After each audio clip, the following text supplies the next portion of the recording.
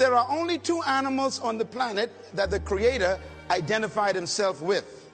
The first one is the eagle. The eagle. And the second animal is the lion.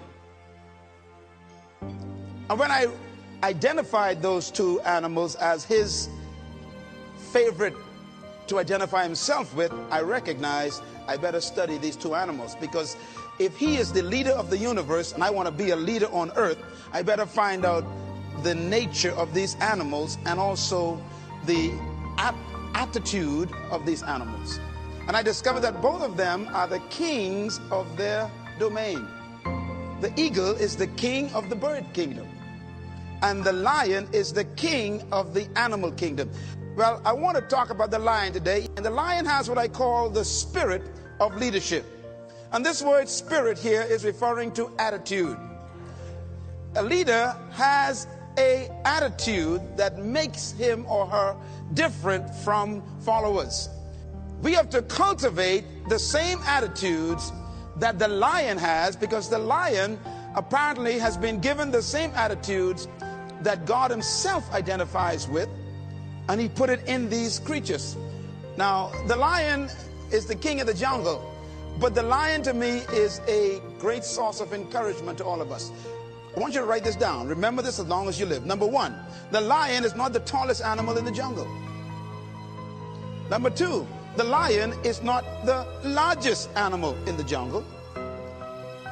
Number three, the lion is not the heaviest animal in the jungle. Number four, the lion is not the smartest animal or the most intelligent animal in the jungle. And yet, the lion is the king. The lion, therefore, cancels all of your excuses for not becoming a leader. Tell your neighbor there's hope for you. That's right, because you ain't tall, you ain't smart, you ain't intelligent, you ain't the biggest, but you could be the leader. You don't need to be intelligent. You don't need to be smart. You don't need to have a certain height. You don't need to have a certain weight. You don't need to have any kind of advantage. And yet you can be the leader. Now, what's the main thing that shocks me with the lion is that the lion is not larger than the giraffe, bigger than the elephant, or heavier than the hippo. The lion is an amazing creature. He's not as smart as the hyena or the snake. And yet, when he shows up, they all run away. Here's one of my favorite quotes. An army of sheep led by a lion will always defeat an army of lions led by a sheep. And the answers to that dilemma is this: because leadership can transform cowards into violent warriors. Leadership is that powerful. Leadership can walk into a camp of depressed people, and in 20 minutes, they have turned on into unbelievable, powerful armies. Because leadership determines everything. Why would a lion become the king of the jungle when he has all of those limitations? He's not the tallest, not the strongest, not the smartest, not the heaviest, not the most intelligent, but yet he runs things. That's because the lion has something that we need to capture. The lion is the king of the jungle because of one word: attitude. Everybody say attitude. Write it down. Attitude. The lion has a different attitude that makes every animal afraid of him. Now, we don't want to lead by fear, but it does take respect for you to become a leader. When I use the word fear in the jungle, we're talking about respect. The elephant respects the lion. The hyenas respect the lion. The giraffes, they respect the lion.